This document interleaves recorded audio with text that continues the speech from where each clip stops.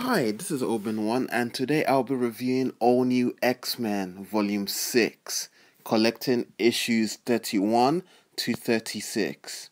Written by Brian Michael Bendis with artwork by Mohammed Asra. As the Ultimate Comic Book universe comes to an end, I'm reading everything connected to it and Miles Morales, and this is part of it. All New X-Men takes place around the 616 mainstream Marvel comic book universe, where Cyclops, who used to be the leader of the X-Men, has now become a bad guy or more or less a terrorist and working with Magneto. Henry McCoy, or Beast, found out he was dying, went back in time to get the original X-Men to try and help him make a cure, was not able to take them back to their original timeline. The story here takes place after the death of Professor Charles Xavier, where the older X-Men have gone to hear his will.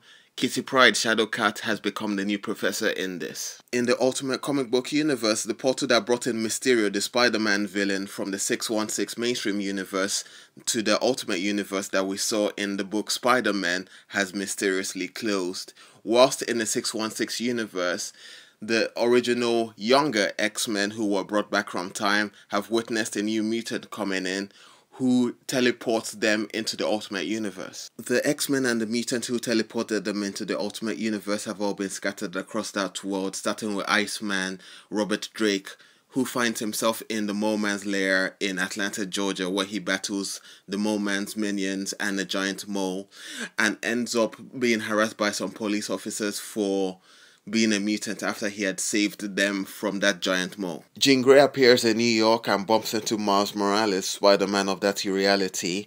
He asks her about Peter Parker. She does not even know who Spider-Man is in her world.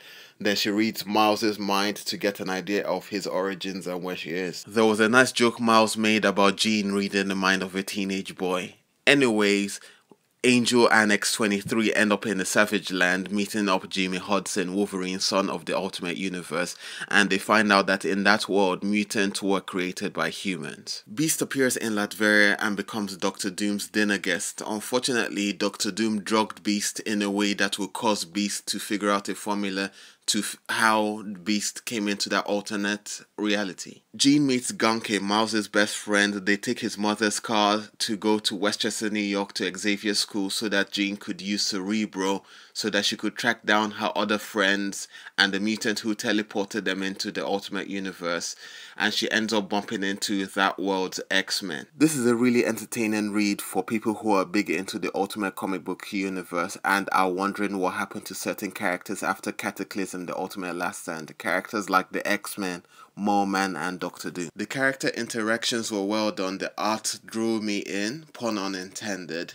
but there were certain things in it that did not really work for me, like the fact that the police officers were prejudiced towards mutants after Kitty Pryde saved the human race after the Cataclysm event. I like how the two Jean Greys got on, like there was a kinship between them, but the Ultimate Jean Grey felt like the 616 Jean Grey was way better than her. I thought that was really well done. I did not like the relationship between X-23 and Angel. As is written by Brian Michael Bendis, it's dialogue heavy with minimal but intense action sequences, which I kind of feel is better reading all in one go rather than reading it in monthly issues. It was interesting to see how certain X-Men reacted to their alternative counterparts being dead, and it was also interesting to see certain X-Men react negatively to their alternative counterparts. As I said, it's a fun read, but nothing I would necessarily tell a new reader to get involved in if they were trying to get into